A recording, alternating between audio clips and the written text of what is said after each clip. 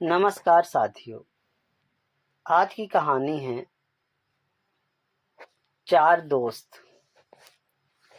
कई साल पहले चार घनिष्ठ दोस्तों ने एक ही स्कूल में एक साथ बोर्ड तक पढ़ाई की। जहां वे रहते थे उस शहर में सिर्फ एक ही अच्छा होटल था। बोर्ड परीक्षा खत्म होने के बाद उन चारों दोस्तों ने तय किया कि हमें उस होटल में एक साथ चाय नाश्ता कर कुछ पलों को साथ बिताते हुए उसे यादगार बनाना चाहिए। उन चारों ने मिलकर मुश्किल से 40 रुपए जमा किए। रविवार का दिन था। 10:30 बजे वे चारों साइकिल से उस होटल में जा पहुंचे। दिनेश, संतोष, मनीष, प्रवीण चाय नाश्ता करते हुए एक दूसरे से बात करने लगे। कुछ देर बाद उन चारों ने सर्वसम्मति से ये फैसला किया कि आज से ठीक 50 साल बाद हम 1 अप्रैल को इस होटल में फिर मिलेंगे। तब तक हम सबको बहुत मेहनत करनी चाहिए और यह देखना दिलचस्प होगा कि जीवन में किसकी कितनी प्रगति हुई। जो दोस्त उस दिन सबसे बाद में होटल में आएगा उसे ही होटल का बिल चुकाना होगा। उन्होंने चाय नाश्ता परोसने वाला वेटर कालू सब कुछ सुन रहा था। उसने कहा, अगर मैं यहाँ रहा तो मैं भी इस होटल में आप सबका इंतजार करूंगा। आगे की शिक्षा के लिए चारों अलग अलग हो गए। दिनेश के पिता के ट्रांसफर होने पर वह शहर छोड़ चुका था।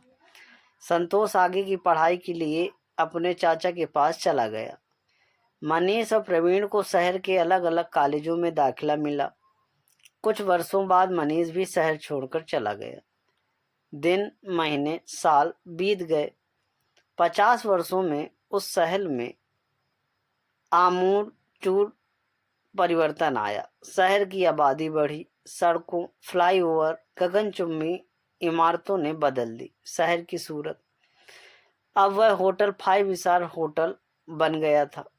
वेटर कालू अब कालू सेठ बन गया था और साथ ही होटल का मालिक भी। 50 साल बाद निर्धारित तिथि 1 अप्रैल को दोपहर में एक लग्जरी कार होटल के गेट पर आई। दिनेश कार से उतरा और लॉबी की ओर चलने लगा।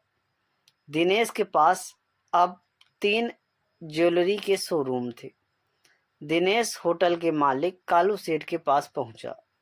दोनों एक दूसरे को देखते रहे। कालू सेठ ने कहा, प्रवीण सर ने आपके लिए 1 महीने पहले ही एक टेबल बुक किया है। दिनेश मन ही मन सोच रहा था कि वह चारों में से पहला था, इसलिए उसे आज का बिल नहीं देना पड़ेगा। 1 घंटे में संतोष आ गया। संतोष शहर का बड़ा बिल्डर बन गया था। अब दोनों बातें करते हुए दूसरे मित्रों का इंतजार कर रहे थे। तीसरा मित्र मनीष आधे घंटे में आ गया। उससे बात करने पर दोनों को पता चला कि मनीष बड़ा बिजनेसमैन बन गया है। तीनों मित्रों की आंखें बार बार दरवाजे पर जा रही थी, प्रवीण कब आएगा। इतनी देर में कालू सेठ ने कहा, प्रवीण सर की ओर से एक संदेश आया है, तुम सब चाय नाश्ता शुरू करो, मैं आ रहा हूँ। तीनों 50 साल बाद एक दूसरे से मिलकर खुश थे।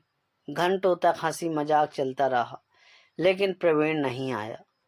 कालू ने कहा कि फिर से प्रवीण सर का मैसेज आया है कि आप तीनों अपना मनपसंद मेनू देखकर खाना शुरू करें। तीनों ने खाना खा लिया तो भी प्रवीण नहीं दिखा।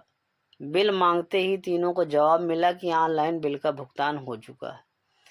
शाम के 8 बजे एक युवक कार से उतरा और भारी मन से निकलने की तैयारी कर रहे तीनों मित्रों के पास पहुंचा। तीनों उस आदमी को देखने लगे। युवक कहने लगा, मैं आपके दोस्त प्रवीण का पुत्र रवि हूँ। पिताजी ने मुझे आप सबके आने के बारे में विस्तार से बताया था। उन्हें उस दिन का बहुत बेसब्री से इंतजार था, लेकिन पिछले महीने एक गंभीर बीमारी के कारण उनका निधन हो गया। उन्होंने मुझे आप लोगों से आज के दिन कुछ देर से मिलने के लिए कहा था, ताकि आप लोगों को ये मालूम न पड़ जाए कि उनका निधन हो चुका है।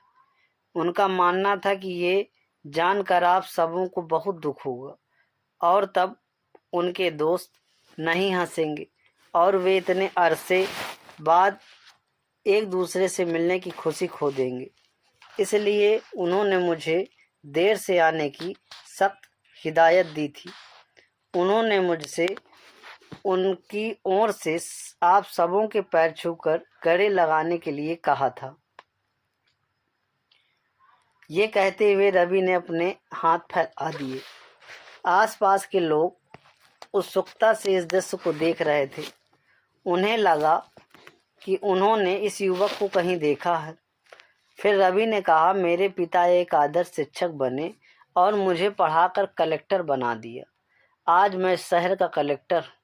सब चकित थे। कालू सेठ ने कहा, 50 साल बाद नहीं, बल्कि हर 50 दिन में हम आपके होटल में बार बार मिलेंगे और हर बार मेरी तरफ से एक भव्य पार्टी होगी। सभी ने एक दूसरे को गले लगा लिया। अपने सगे संबंधियों और दोस्तों से मिलते रहे। उनसे मिलने के लिए बरसों का इंतजार मत करें। जाने किसकी बिछड़ने की बारी कब आ जाए और पता नहीं चले कि अपनों के हमेशा करीब रहें और उन्हें अपने साथ होने का भावनात्मक एहसास हमेशा दें। क्या भरोसा है जिंदगानी का, आदमी बुलबुला है पानी का।